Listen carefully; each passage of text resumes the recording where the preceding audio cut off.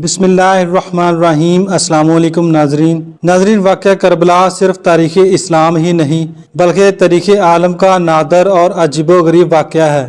دنیا میں یہی ایک واقعہ ایسا ہے جس سے عالم کی تمام چیزیں متاثر ہوئیں۔ آسمان متاثر ہوا، زمین متاثر ہوئی، شمس و قمر متاثر ہوئے، حتیٰ کہ خود خداوند عالم متاثر ہوا۔ اس کا تاثر شفق کی سرخی ہے جو واقعہ کربلا کے بعد سے افق آسمانی پر ظاہر ہونے لگی۔ ویڈیو میں آگے بڑھنے سے پہلے آپ سے گزارش ہے کہ اس کو لائک، شیئر اور چینل کو بھی سبسکرائب کر دیں۔ ناظرین، سانحہ کربلا 10 محرم 61 ہجری بمطابق 9 یا 10 اکتوبر 680 عیسوی کو موجودہ عراق میں کربلا کے مقام پر پیش آیا۔ یزید کی بھیجی گئی افواج نے حضرت محمد صلی اللہ علیہ وآلہ وسلم کے نواسے حضرت حسین رضی اللہ تعالیٰ عنہ اور ان کے اہل خانہ کو شہید کیا۔ حضرت امام حسین رضی اللہ تعالیٰ عنہ کے ساتھ 72 ساتھی تھے، جن میں سے 18 اہل بیت کے اراکین تھے۔ اس کے علاوہ خاندان نبوت صلی اللہ علیہ وآلہ وسلم کی خواتین اور بچے بھی شامل تھے۔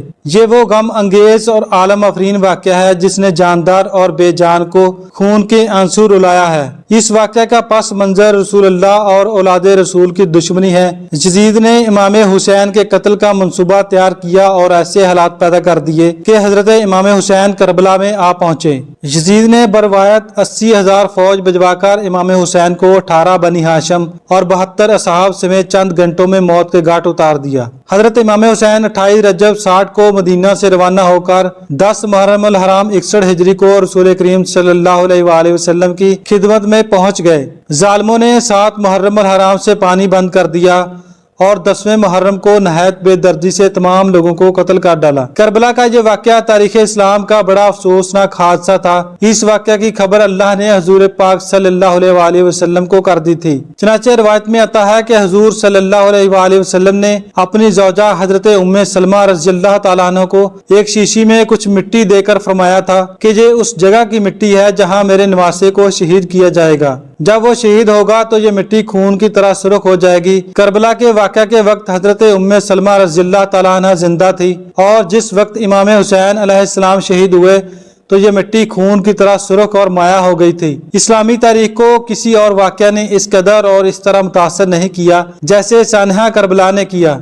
آج 1400 سال گزر جانے کے باوجود بھی جس واقعہ کربلا کو سننے یا پڑھنے سے جگر پھٹ جاتا ہے، دل خون کے آنسو بہاتا ہے، آپ ذرا تصور کریں اس وقت امام پاک پر کیا گزری ہوگی جب ایک طرف 71 شہداء کے جنازے پڑے ہوئے تھے تو دوسری طرف میرے پاک نبی کے پاک گھرانے کی پاک بیبیوں کے رونے کی اور سسکیوں کی آوازیں سنائی دے رہی تھی، اور سامنے یزیدی امام حسین کو شہید کرنے کے لیے تیار کھڑے تھے۔ ناظرین، جنگ کربلا انسانی تاریخ کا ایک بہت اہم واقعہ ہے۔ یہ نہ صرف ایک جنگ ہے بلکہ زندگی کے تمام پہلوؤں کے لیے رہنمائی بھی ہے۔ اس جنگ کی بنیاد حضرت محمد مصطفیٰ صلی اللہ علیہ وآلہ وسلم کی وفات کے بعد رکھی گئی تھی۔ حضرت امام علی خلیفہ بن گئے، کچھ بد کردار لوگوں کو پسند نہیں آیا، اتنی لڑائیاں ہوئی، علی شہید ہو گئے۔ پھر حضرت امام حسن بن علی 6 ماہ خلیفہ رہے، وہ بھی ان کے بعد شہید ہو گئے۔ یزید اس وقت کا حکمران بد کردار اور ظالمانہ سمجھا جاتا ہے، اور اس نے اپنی حکمرانی میں غیر اسلامی کام کیا۔ عراق اور کوفہ کے عوام نے حضرت امام حسین کو کئی خطوط لکھے اور انہیں کوفہ آنے کو کہا تاکہ وہ اس کے ہاتھ میں بیعت حاصل کر سکیں۔ اسے اپنا خلیفہ بنا کر یزید چاہتے تھے کہ حسین اس کے ساتھ ہوں۔ وہ جانتا تھا کہ اگر حسین اس کے ساتھ آ جائے تو سارا اسلام اس کی گرفت میں آ جائے گا۔ بہت دباؤ کے بعد حسین نے ان کی کسی بھی چیز کو قبول کرنے سے انکار کر دیا، لہٰذا یزید نے حسین کو روکنے کا منصوبہ بنایا۔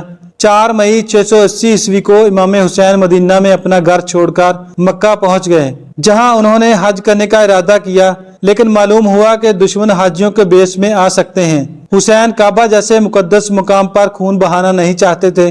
تب امام حسین نے حج کا ارادہ بدلا اور کوفہ شہر کی طرف بڑھے۔ راستے میں دشمنوں کی ایک فوج نے انہیں گھیرے میں لیا اور انہیں کربلا لائے۔ وہ زمین جس پر امام حسین نے کربلا میں اپنا خیمہ لگایا تھا اس کو پہلے امام حسین نے خریدا تھا، پھر انہوں نے اسی جگہ پر اپنا کیمپ لگایا تھا۔ یزید اپنے قائدین کے توسط سے اپنی باتوں کو قبول کرنے کے لیے امام حسین پر دباؤ ڈالتا رہا۔ جب امام حسین نے یزید کی شرائط کو نہ مانا تو آخر کار دشمنوں نے نہر پر فوج کا پہرا لگا دیا اور پانی کو حسین کیمپوں میں داخل ہونے سے روک دیا۔ یزید کی فوج کو دیکھ کر کوفہ عراق کے لوگ جنہوں نے اپنا رہبر بنانے کے لیے امام حسین کو بلایا تھا وہ بھی ان کے ساتھ شامل ہو گئے۔ 3 دن گزر جانے کے بعد جب امام کے گھر والے بچوں کو پیاس لگنے لگی تو حسین نے یزیدی فوج سے پانی طلب کیا۔ دشمن نے پانی دینے سے انکار کر دیا۔ دشمنوں نے سوچا کہ امام حسین پیاس سے ٹوٹ کر ہمارے حالات کو قبول کر لیں گے۔ جب 3 دن کی پیاس کے بعد حسین نے یزید کی بات نہیں مانی تو دشمنوں نے حسین کے کیمپوں پر حملہ کرنا شروع کر دیا۔ اس کے بعد امام حسین نے ایک رات دشمنوں سے مہلت طلب کی اور اس رات امام حسین اور ان کے اہل خانہ نے اللہ کی عبادت کی۔ صلح کی آخری گفتگو ناکام ہونے کے بعد امام حسین نے اپنے ساتھیوں سے فرمایا کہ جو جانا چاہتے ہیں انہیں میری طرف سے اجازت ہے۔ اس پر کچھ جانثار اور اعضاء باقی رہ گئے جنہوں نے آخری وقت تک ساتھ دینے کا عہد کیا۔ ان جانثاروں کی تعداد 72 تھی۔ امام حسین علیہ السلام نے اس مختصر ترین فوج کو منظم کیا۔ اس کے بعد فرمایا اے لوگو جلدی نہ کرو، پہلے میری بات سن لو، مجھ پر تمہیں سمجھانے کا جو حق ہے اسے پورا کر لینے دو اور میرے آنے کی وجہ بھی سن لو۔ اگر تم میرا عذر قبول کر لو گے اور مجھ سے انصاف کرو گے تو تم انتہائی خوش بخت انسان ہوں گے، لیکن اگر تم اس کے لیے تیار نہ ہوئے تو تمہاری مرضی، تم اور تمہارے شریک مل کر میرے خلاف زور لگا لو اور مجھ سے جو برتاؤ کرنا چاہتے ہو کر ڈالو۔ اللہ تعالیٰ میرا کارساز ہے اور وہی اپنے نیک بندوں کی مدد کرتا ہے۔ جو ہی آپ تقریر کے اس حصے پر پہنچے تو خیموں سے اہل بیت کی مستورات کی شدت رنج سے چیخیں نکل گئیں۔ آپ تھوڑی دیر کے لیے رک گئے اور اپنے بھائی عباس کو انہیں چپ کرانے کے لیے بھیجا۔ جب خاموشی طاری ہوئی تو آپ نے اپنی تقریر کو جاری رکھتے ہوئے فرمایا لوگو تم میرے حسب و نسب پر غور کرو اور دیکھو کہ میں کون ہوں، اپنے گریبانوں میں منہ ڈالو اور اپنے آپ کو ملامت کرو۔ تم خیال کرو کہ کیا تمہیں میرا قتل اور میری توہین زیب دیتی ہے؟ کیا میں تمہارے نبی کا نواسا اور ان کے چچیرے بھائی کا بیٹا نہیں ہوں جنہوں نے سب سے پہلے اللہ تعالیٰ کی آواز پر لبیک کہا اور اس کے رسول پر ایمان لائے؟ کیا سید الشہداء حضرت امیر حمزہ میرے والد کے چچا نہ تھے؟ کیا جعفر طیار میرے چچا نہ تھے؟ کیا تمہیں رسول اللہ کا وہ قول یاد نہیں جو انہوں نے میرے اور میرے بھائی کے بارے میں فرمایا تھا کہ دونوں جوانان جنت کے سردار ہوں گے؟ اگر میرا یہ بیان سچا ہے اور ضرور سچا ہے تو بتاؤ کہ تمہیں ننگی تلواروں سے میرا مقابلہ کرنا ہے، اور اگر تم مجھے جھوٹا سمجھتے ہو تو آج بھی تم میں سے وہ لوگ موجود ہیں جنہوں نے میرے متعلق رسول اللہ صلی اللہ علیہ وسلم کی حدیث سنی ہے، تم ان سے دریافت کر سکتے ہو۔ تم مجھے بتاؤ کہ کیا آپ کی اس حدیث کی موجودگی میں بھی تم میرا خون بہانے سے باز نہیں رہ سکتے؟ لیکن کوفیوں اور ان کے سرداروں پر کوئی اثر نہ ہوا۔ بن یزید تمیمی پر آپ کی اس تقریر کا اثر ہوا اور وہ یہ کہتے ہوئے کہ یہ جنت یا دوزخ کے انتخاب کا موقع ہے، میں نے جنت کا انتخاب کر لیا ہے، خواہ مجھے ٹکڑے ٹکڑے کر دیا جائے یا جلا دیا جائے۔ حضرت امام حسین علیہ السلام کے لشکر میں شامل ہوا۔ اس کے بعد شخصی مبارزات کے طریقہ سے جنگ کا آغاز ہوا جس میں اہل بیت اطہر کا پلہ باری رہا۔ یہ دیکھ کر ابن سعد نے عام حملہ کا حکم دیا۔ اراکین اہل بیت نے دشمنوں کی جلگاروں کا پوری قوت ایمانی سے ڈٹ کر مقابلہ کیا۔ فدائی ایک ایک کر کے کٹ مرے لیکن میدان جنگ سے منہ نہ پھیرا۔ دوپہر تک امام حسین کے بیشتر آدمی کام آ چکے تھے، چنانچہ اب باری باری میدان میں اترے اور شہید ہوئے۔ امام حسین تنہا میدان میں جمے ہوئے تھے۔ عراقیوں نے آپ کو ہر طرف سے نرگہ میں لے لیا مگر شہید کرنے کی کسی کو بھی جرت نہ ہو رہی تھی کیونکہ کوئی نہیں چاہتا تھا کہ یہ گناہ اس کے سر ہو۔ بالآخر شمر کے افسانے پر ذرہ بن شریک تمیمی نے یہ بدبختی مول لی اور ہاتھ اور گردن پر وار کیے۔ سنان بن انس نے تیر چلایا اور آپ گر گئے۔ اس کے بعد شمر نے ان کا سر پیچھے کی طرف سے کاٹ کر سر تن سے جدا کر دیا۔ 10 اکتوبر 680 عیسوی کو نماز فجر کے بعد سے ہونے والی اس لڑائی میں اسے لڑائی کہنا درست نہیں ہوگا کیونکہ ایک طرف لاکھوں کی فوج موجود تھی، دوسری طرف 72 جانثارے اور چند نفر کا کنبہ تھا۔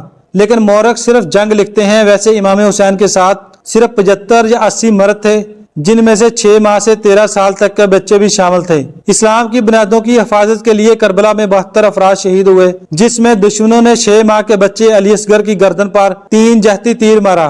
13 سالہ حضرت قاسم گھوڑے سموکے سے پامال ہو گیا اور 7 برس اور 8 برس کے بچے اون و محمد سر پر تلوار کی ضرب سے شہید ہوئے۔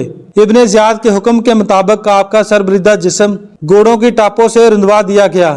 بعد میں تمام شہداء اہل بیت کے سر نیزوں کی نوک پر رکھ کر پہلے ابن زیاد کے دربار میں لے جائے گئے اور بعد میں دمشق میں یزید کے دربار میں لے جائے گئے۔ यजीद ने इमाम हुसैन के सर को अपने सामने तिश्त पर रखकर उनके दंदाने मुबारक को छड़ी से छेड़ते हुए अपने कुछ अशार पढ़े। उसके शेर को सुनकर और यजीद का फखरी अंदाज देखकर दरबार में मौजूद एक यहूदी सफीर ने कहा कि मैं हजरत मूसा अलैहिस्सलाम की औलाद से हूँ।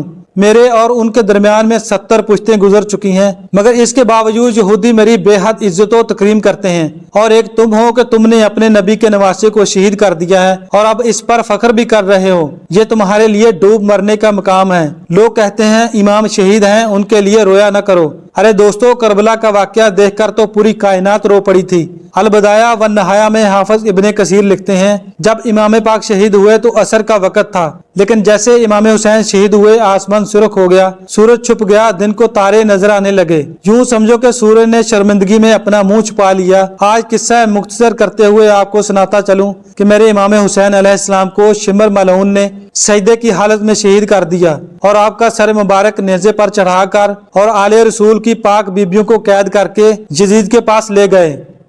वहां भी आले रसूल से जुल्म होते रहे। इमाम के घर में सिर्फ एक मर्द को जिंदा छोड़ा गया था, वो इमाम सज्जाद थे जो बीमार थे। फिर वक्त गुजरने के बाद जब आले रसूल को रहा किया गया तो आले रसूल का लूटा हुआ काफिला सफर करते करते जब मदीने पहुंचा तो ये काफिला सीधा अपने नाना कायनात के सरदार गमगीनों के गमखार के रोज़ा अतहर के अंदर दाखिल हुआ। फिर तारीख सिर्फ इतना लिखती है कि मजलूमान करबला ने रोज़ा रसूल का दरवाज़ा अंदर से बंद कर दिया और 3 दिन 3 रातों तक आले रसूल की बेटियों और इमाम सज्जाद अलैहिस्सलाम की सिसकियों की आवाज़ें आती रहीं। इस वक्त रोज़ा रसूल का क्या माहौल होगा जब सारी ज़िंदगी उम्मत के लिए रोने वाले महबूब की बेटियां आज इमाम हुसैन से लेकर इमाम असगर तक अपना सारा घराना शहीद होते देखकर अपने प्यारे नाना को अपना दुखड़ा सुना रही थीं। लोग कहते हैं गमे हुसैन में आंसू मत बहाओ। मैं तो कहता हूँ अगर हम गमे हुसैन में खून के आंसू भी बहाएं तब भी हम इमाम पाक का हक अदा नहीं कर सकते। जिस इमाम ने मदीना जैसा शहर छोड़कर करबला में अपना पूरा खानदान इस्लाम की खातिर लुटाया। हदीस पाक का मुताला करने से मालूम होता है कि अभी करबला का वाकया पेश नहीं आया था। सिर्फ ये बात सुनकर इमाम हुसैन को करबला में शहीद किया जाएगा। कायनात की 3 अजीम तरीन हस्तियां गमे हुसैन में आबदिदा हो गई थी। हमारे प्यारे आका सैयदा बीबी फातिमा सलामुल्लाह अलैहा और हजरत मौला अलैहिस्सलाम। जमीन रोती है, आसमान रोता है, हुसैन तेरे गम में हर इंसान रोता है। जिस जगह तेरे पाक लहू के कतरे थे गिरे, आज भी वो करबला का मैदान रोता है। सुन्नी मौरखीन का इत्तेफाक है कि इमाम हुसैन और आपके असहाब को 11 मुहर्रम सन 61 हिजरी के दिन सुपुर्दे खाक किया गया। अल्लाह ताला हम सबको अहले बैत की सच्ची सुच्ची मोहब्बत अता फरमाए। नाज़रीन, अगर आप लोगों को वीडियो पसंद आई तो इसको लाइक, शेयर और चैनल को भी सब्सक्राइब कर दें। Thanks for watching. अल्लाह हाफिज़।